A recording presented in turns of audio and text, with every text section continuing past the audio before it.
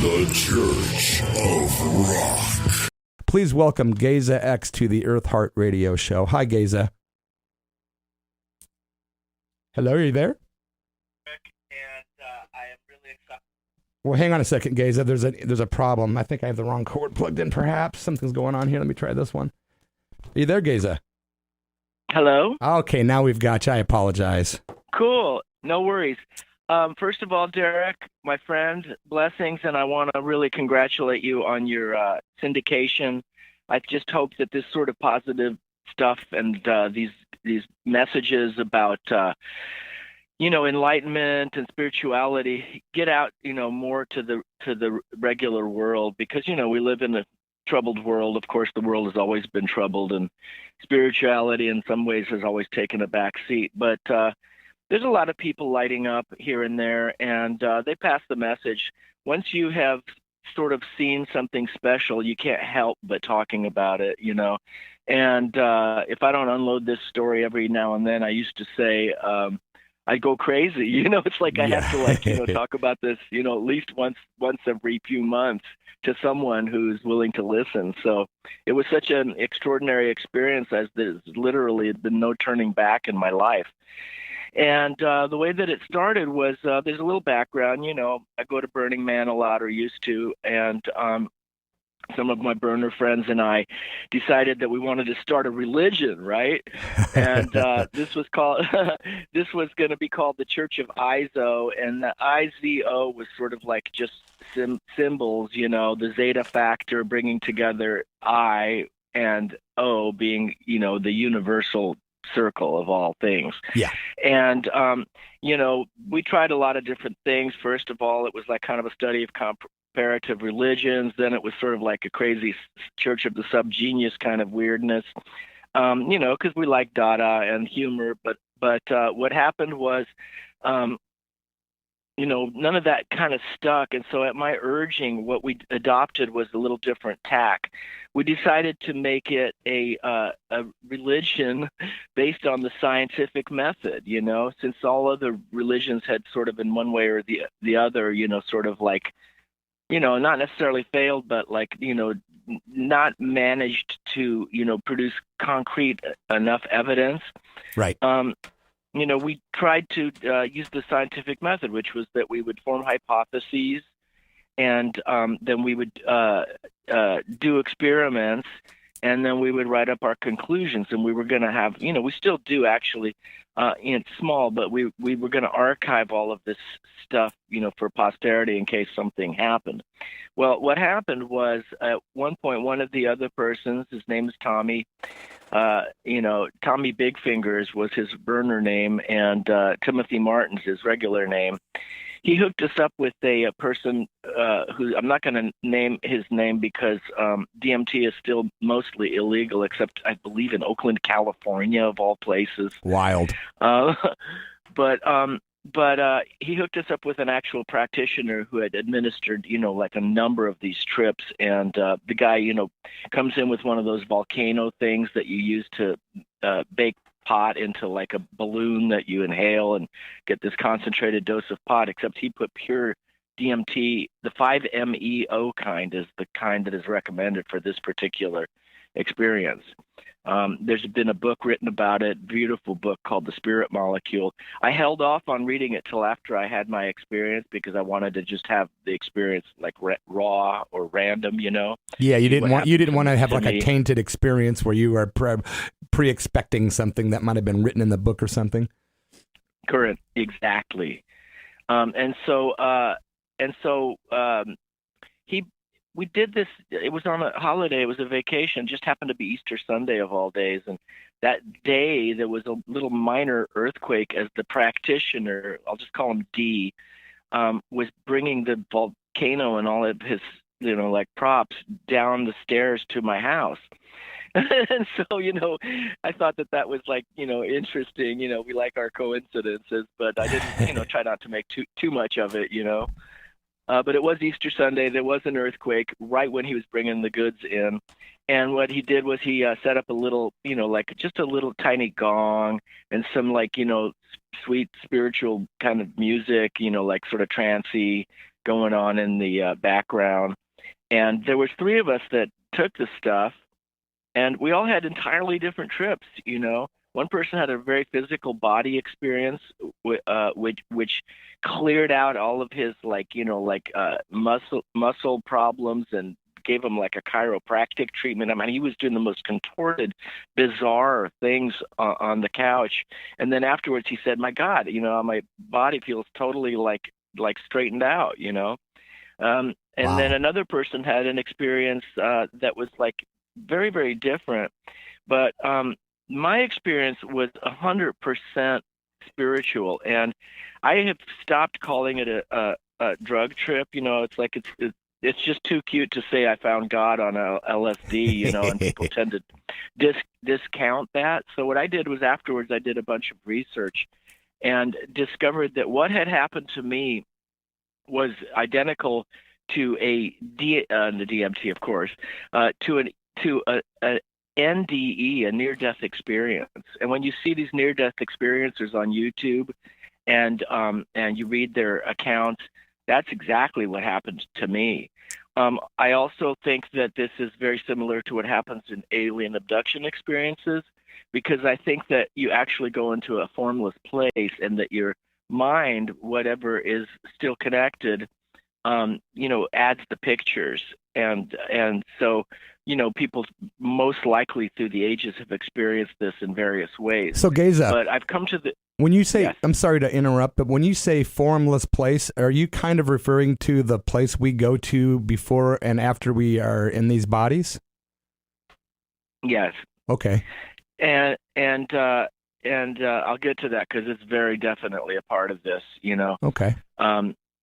Yeah, absolutely. And so,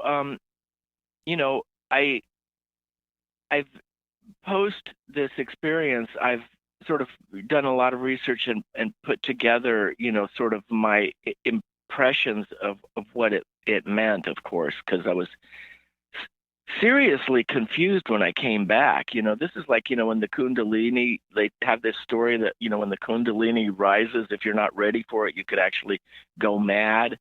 What I was going mad with was the inability to understand how this relates to life itself. The experience was so much more powerful and more important than anything in my life afterward. And so what I have decided, sort of as my explanation, is that this is the fundamental shamanic experience that happens across all cultures, and that basically is the starting point, the reference point from which all religions have emerged, and all, sort of like spiritual understandings. It's all one thing. It's what the Rosicrucians called a split second in eternity, which basically in the Hindu folklore, it's called enlightenment.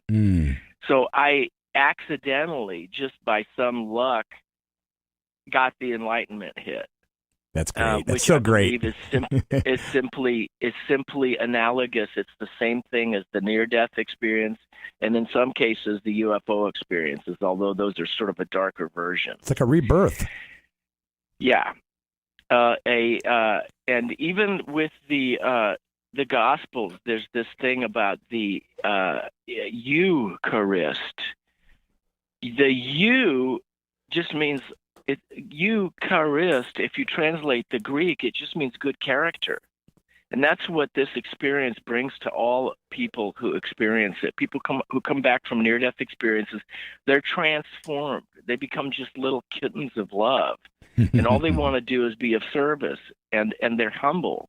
And they're not about their ego anymore. They realize how totally silly any kind of ego posturing or fronting or posing is. And that's what happened to me. Now, of course, the world is a wicked place. And over the many years, 10 years since that's happened, I got sucked back into a lot of drama and, even back into drugs. And I had to do a lot of work to kind of pop back out of it, which, I'm clean now. And thank goodness, But I'm no longer reluctant to say the word God. I didn't see a judgmental God per se, but what I experienced was a transformative, loving force. So let me just go into how this happened, if you're kind of ready for the story itself. Should we tell somebody, like in a nutshell, in case somebody's listening and doesn't know what DMT is? Should we just briefly describe what is DMT before you get into that experience, or no? Absolutely, you're so right. Okay. And you have such a nice, polite way of posing things. I just love it. You're like a non-interviewer with great interview chops. Thank you, man.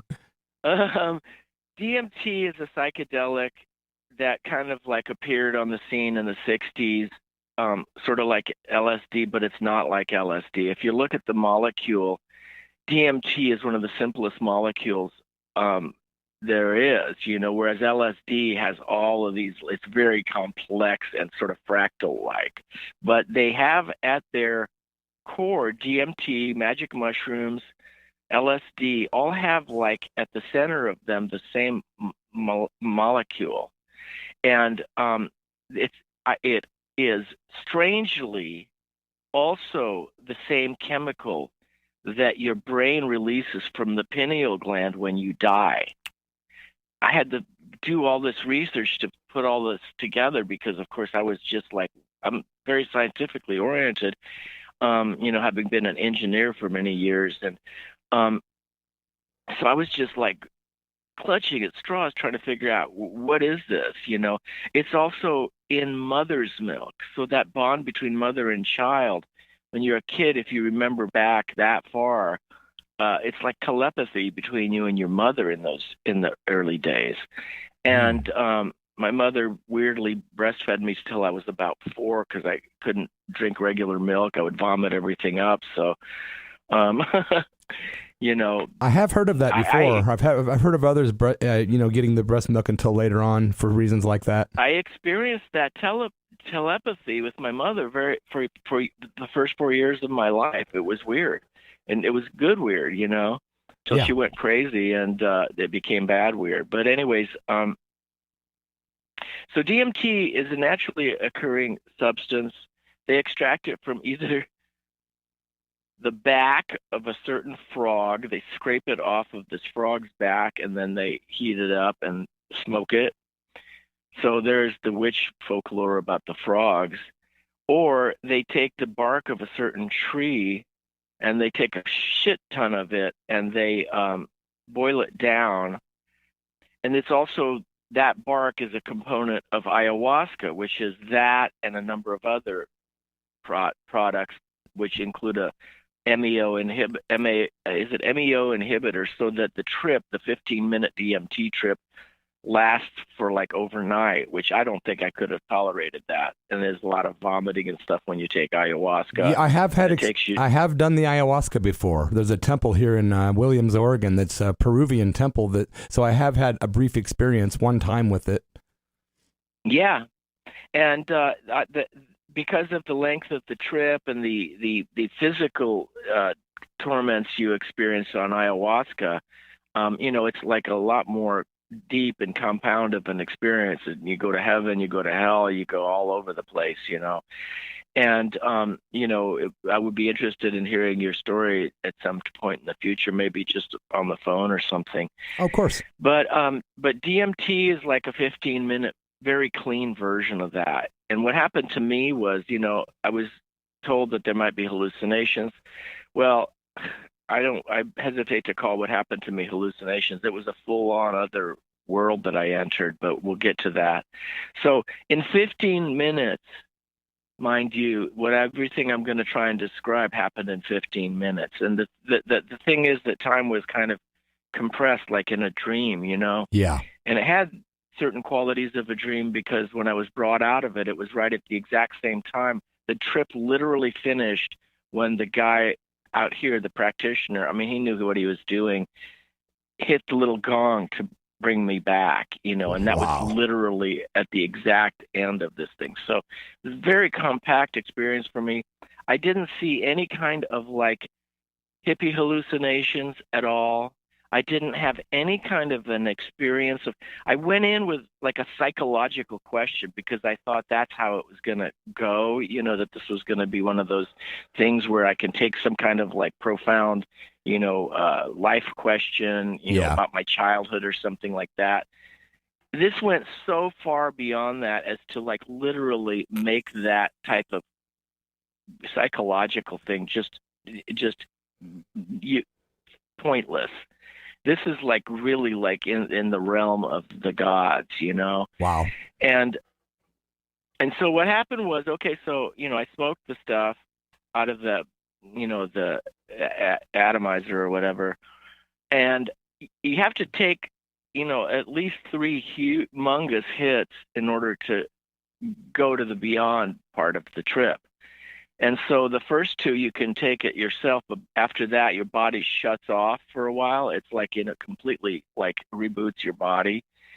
And so the third puff usually has to be blown into your mouth by the person that's doing it. Interesting. And so anyways, I took the 3 puffs, and what happened next was really surprising, because at first I still was, trying to be all fidgety and psychological, and I sat up and started to like give a dissertation, and they just all, there were several people, with me, my wife, this practitioner, a couple of other people that were going to take trips too, and they just kind of pushed me down gently, and I laid back down, and it was being filmed too. I've got a film of it, and because it was this, scientific experiment, and I laid back down. And then it started to happen. And what happened was, and the last thing I heard this guy saying was, "Don't be scared, everything's fine." Some people get a little scared, and I just put my thumb up and said, "Everything's cool." And he was trying to give me more DMT, and I was like, "No, this is exactly the right amount." I could just tell somehow. Yeah. And I started to basically die, in a way. But what happened really was that my body was being completely shut off or silenced. But my memory bank, luckily, was still going, right? Yeah. So what happened was I started to feel like I was like on a hospital gurney or something. And then I was being rolled into this like area. And I had been told beforehand to look for the light. Isn't this like so classic? To look for the light and to turn towards it, and to go to the light.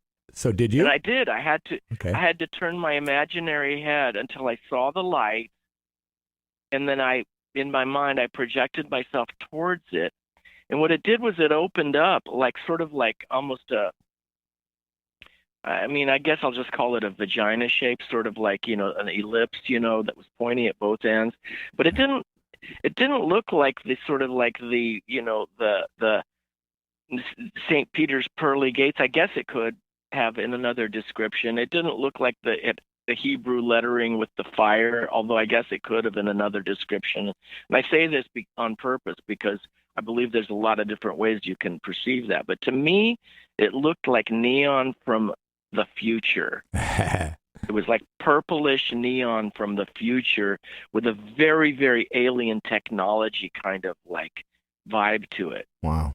And I went towards it. It was like really purple white, and this gurney just was rolling me in. And as I rolled through it from my feet all the way to my head, gradually, I felt myself, 2 things were happening.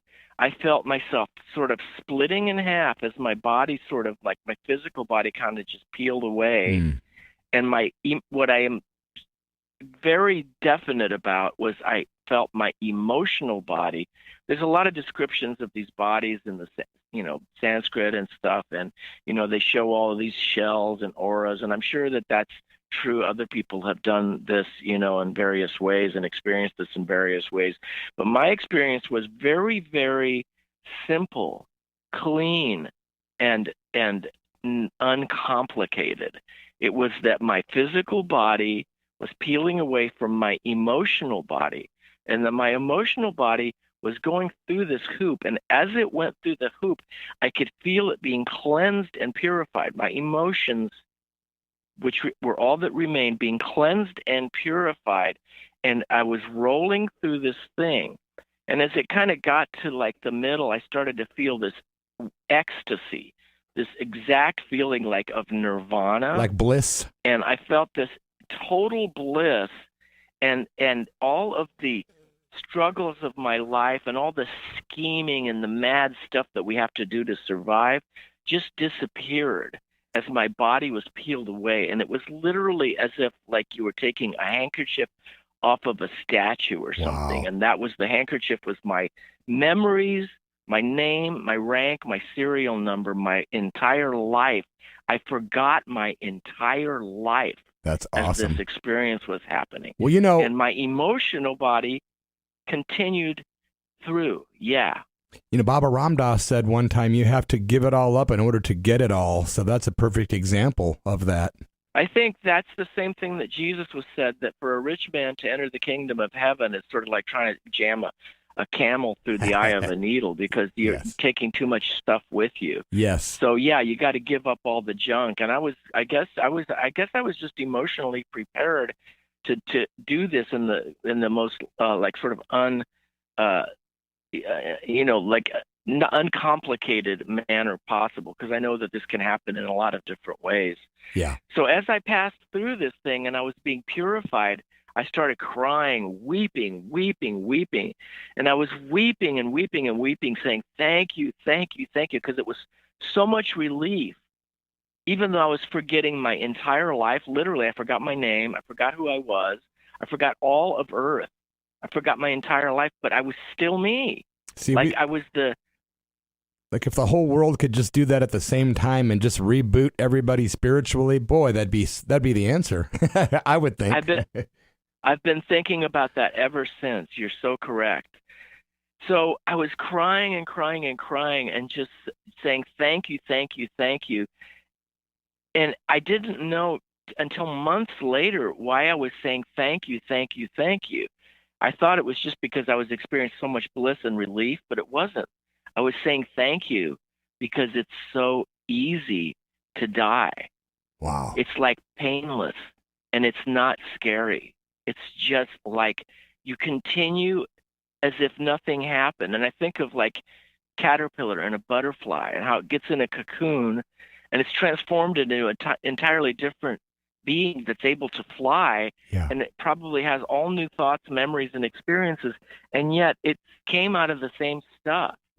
So good when analogy. I finally passed through this, I was filled with this like sort of like feeling of extreme forgiveness. And I thought that once again, that was why I was weeping, because I was going, thank you. I felt like I was being cleansed and purified and forgiven all at once. That's beautiful. But thanks, man. But not by God or a deity or something like that. It was just like in the air as this presence, thick golden liquid, almost like a liquid on earth or like air. This place I was going into was filled with forgiving love. Wow. And that was what the sort of like the atmosphere of that was. And it was thick. You could feel it like a substance, like I said, like water. So, and as I passed through the other side, this is the funniest part. There's a couple of funny parts to this. As I passed through the other side, I fell out of a hole in the sky onto solid ground. And I looked up and it was like that 30 feet up. I'd fallen from like 30 feet up onto the ground. And I was just as stoned on DMT. And the other side as I was here. I was still all wobbly. I could just barely move. I kind of, managed to kind of like get myself up and sort of like sit up.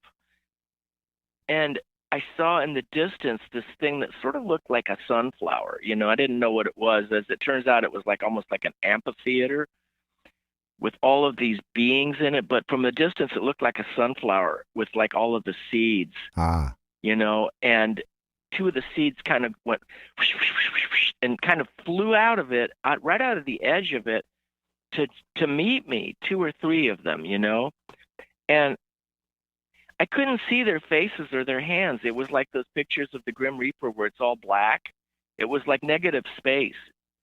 Wow. But they were wearing really cute clothes like ravers.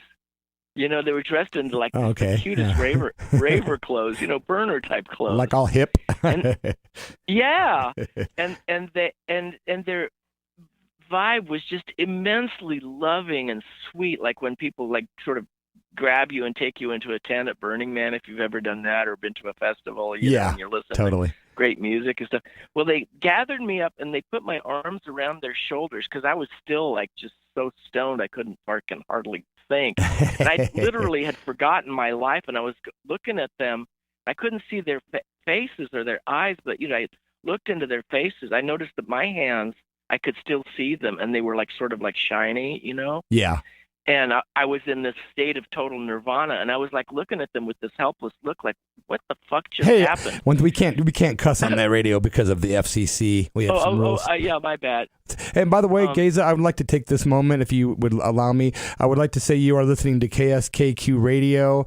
You're listening to the EARTHEART radio show with my guest GEZA X, who we are talking about his experience with DMT. Thank you for tuning in today. And GEZA, sorry to interrupt. No worries, man. So, perfect timing, actually. So they gathered me up, and I sort of looked helplessly into their invisible eyes, and I was just like, what just happened? You know, and I don't understand. And I could just like feel them rolling their invisible eyes and going, yeah, we know, sort of shaking their invisible heads. We know. That's a bad place. That's a bad place that you just came from. Everything's fine now. And then they said, come. We want to show you to the biggest party in the universe. We're going to take you. You want it ready to go? Do you want to go? And I was like, yeah. Let's go. And then they somehow just me to the sunflower thing, and I found out that it was sort of like an amphitheater with all of these other creatures like them, but though they were all asleep in some kind of like, you know, Buddhist repose, right? Laying in these sort of furrows in the ground, which was as solid as, I swear, as solid as earth. Right. And yet it was, you know, there was no outside, like everything outside of this area, talk about a flat earth philosophy, everything outside of this area was just sort of like neutral gray, like, you know, the exact middle gray that you would find in a, you know, set of colors or something like that, you know, just neutral gray. Interesting. And then this sort of golden orb of love juice, you know, and then this amphitheater with like, you know, like thousands and thousands of beings in it. You know, I couldn't tell how many, but it was sort of finite, you know, and there was only one other like cat standing up. And to this day, I don't know who he was, you know, but there was another cat standing up and I could see his body. He sort of looked like, you know, like one of those kind of like guys that had like, you know, he had long hair and sort of like these like, you know, parachute pants or something and no shirt on. And he looked a little scruffy, you know, and I was going, is this another cat like me that just like fell from the bad place, you know, hole in the sky, you know? And he was the only one like standing sort of towards the middle though, you know? And so what happened was these friends, as I call them, I was in some kind of, you might call it telepathic communication, but it was much more than that because all of the creatures in this space had this feeling of like first person plural. I believe that was the real God, first person plural. Sort of like the Hindu pantheon or something, you know, where we are one, we the people, we are one. I think that phrase "we the people" in the whatever the dingy ding is so important, you know. And that stuff, that all one thing on the Dr. Bronner soap, I think that Dr. Bronner was blind, and I think he has had some mystical experiences. I love to read those Dr. Bronner's labels, man. They're great to read. Right? There's so much great all stuff one, on those labels, all man. One, hey, GEZA, I hate to tell you, but I'm running out of time as far as my segment here. So if we could maybe get, you know, I don't mean to rush you along, but I kind of have to. So if you want to wrap up the story so we can... I'm almost done. How much time? Just a few minutes. Okay. So here's basically what happened. they threaded me through the crowd, and I got to experience all these different beings, sort of semi-telepathically, but more like we were all one force. And it was lovely, I got to ask one question from my guides. I said, "Can you have sex here?" And they looked at me with their invisible eyes, and they said, "Well, sure you can, but why would you want to?" Right. And then I realized, with this feeling of nirvana, nothing could ever top this ecstasy. And then they guided me to one empty depression in the ground, and it was like approximately at 2:30 and about 3 rows in, if you look at a clock. Yeah. And they said, "Here, lay down here." And I was like, it was the first moment where I had a little, not fear, but a little discomfort and trepidation. And I was like, I just didn't know what they meant. They said, "Go ahead, lay down here. Everything's going to be fine." And I laid down in this depression, and I laid back, and I remember my last thought there was like, well, if this is how it ends, there really is justice in the universe. And right as I finished the word universe, my guide on this side hit the gong and brought me back out of the trip. Amazing. That is an amazing tale. So I spent the next 4 years trying to figure out what all this meant. But anyways, that's the story. And then you get a guy like me calling saying, "Hey, can we talk about your DMT experience on the radio?" Isn't that amazing? It is. Because you know what? Because there really is a God force on this side. For sure. It's hard to understand how it works, but I think those friends on that side, they were angelic beings. It had all the earmarks of like sort of the Christian heaven, but without the harps, I guess you could say. Yeah. And they were all of love, service, and humility. But I think that those beings have the ability possibly to, be with us sometimes. Yeah. And to even affect things in our lives in a way that we cannot understand. Perhaps guiding us with subconsciously, we know it, but we don't remember it until we're like out of the body ourselves.